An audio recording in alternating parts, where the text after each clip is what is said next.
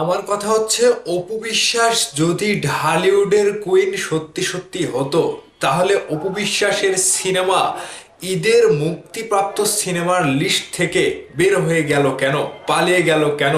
অপু বিশ্বাসের দুর্বল নামে দুর্বার নামে সিনেমাটি মুক্তির লাইন থেকে সরে গিয়েছে। চ্যানেল 24 এর নিউজ থেকে যতটুকু আমরা জানতে পারলাম। এখন আমার কথা হচ্ছে অপু বিশ্বাস কেন হারিয়ে গেল? বুবলি তো রয়েই গেল।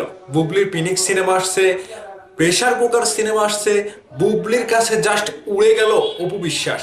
এখন কথা হচ্ছে শুটিং সম্পূর্ণ করতে পারেনি, সেজন্য সিনেমাটি আসছে না। ঈদের বাজারে সিনেমাটি দেওয়া সম্ভব হচ্ছে না। মেগাস্টার শাকিব খান তো বাংলাদেশের একজন শীর্ষ তারকা, তাকে বলা হয় মেগাস্টার।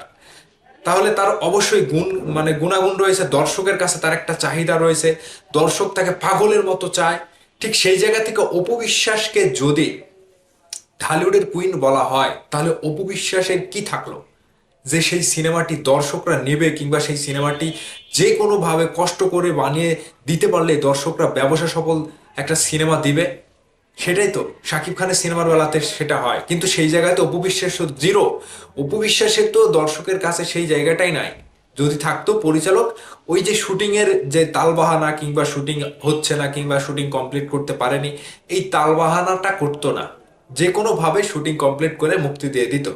কারণ পরিচালকরা জানে যে কাকে নিয়ে সিনেমা বানালে ব্যবসা হবে, আর কাকে নিয়ে সিনেমা বানালে ধস নামবে। দেখেন রায়হান রাফির মতো একটা পরিচালক বুবলিকে নিয়ে শুধুমাত্র নায়ক ছাড়া একটি সিনেমা রিলিজ দিচ্ছে, চ্যালেঞ্জ গ্রহণ করেছে। এর থেকে বড় আর কোনো কিছু কি হয়?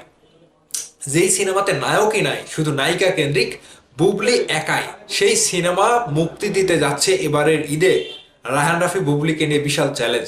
সেখানে অপু বিশ্বাসের এই দুর্বল না গিয়া কি দুর্বার নামের সিনেমাটি মুক্তি দিতে পারলো না। অপু বিশ্বাসের তাহলে ভ্যালুটা কোথায়? অপু বিশ্বাস তো ভ্যালুলেস প্রমাণ হয়ে গেল এবার এরিতে, তাই তো? এখন যারা যারা অপু বিশ্বাসের এই সিনেমাটি নিয়ে বলছেন যে হ্যাঁ সুন্দর গল্প, সময় নিয়ে না বানাইলে গল্পটা বলা যাবে না, ভালোভাবে ফুটিয়ে তোলা যাবে না, তাদের জন্য এক বদনা সমবেদনা। ওই যে তেল পাম্পে যারা তেলের বদলে পানি নিচ্ছে, আপনাদের অবস্থা তাই। বর্তমানে যে শুরু হয়েছে, তেল পাম্পে তেল নিতে গেলে ওই পানি দিচ্ছে বোতলে করে, আর ওই পাম্প থেকে পানি বের হচ্ছে। তবু বিশ্বাসের ওই কুইনের নামে মানে কি একটা বলবো, এটা বলতে আমার ইয়ে হচ্ছে যে অপু বিশ্বাস যদি এতটাই কুইনের পদবি নিয়ে, এতটাই কুইনের মতো রানীর মতো ভাব নিয়ে থাকে, তার যদি এতটাই যোগ্যতা থাকতো, কিংবা দর্শক জনপ্রিয়তা থাকতো, কিংবা নির্ভরশীলতা থাকতো পরিচালকের অপু বিশ্বাসের উপরে, তাহলে এই সিনেমাটি যে কোনো ভাবে তারা মুক্তি দিতে পারতো।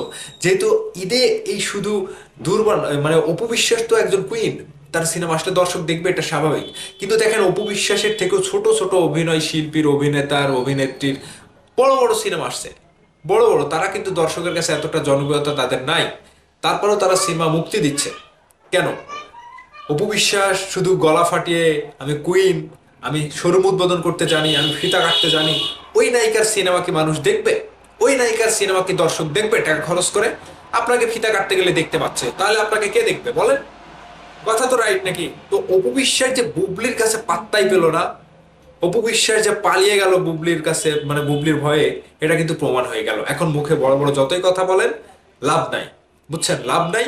অপু বিশ্বাস কিন্তু হেরে গেল, দুর্বল সিনেমা নাকি দুর্বার সিনেমা নিয়ে হেরে গেল। এটা কিন্তু পরিষ্কার কথা, মানে খুবই এইচডি ক্লিয়ার, এইচডি যে অপু বিশ্বাস পালিয়ে গেছে। ভিডিওটা ভালো লাগলে অবশ্যই কমেন্ট করে জানাবেন। বুবলি ভক্তরা তালি বাজাবেন, অপু বিশ্বাসের ভক্তরা কি বলবেন কমেন্টে এসে বললেন।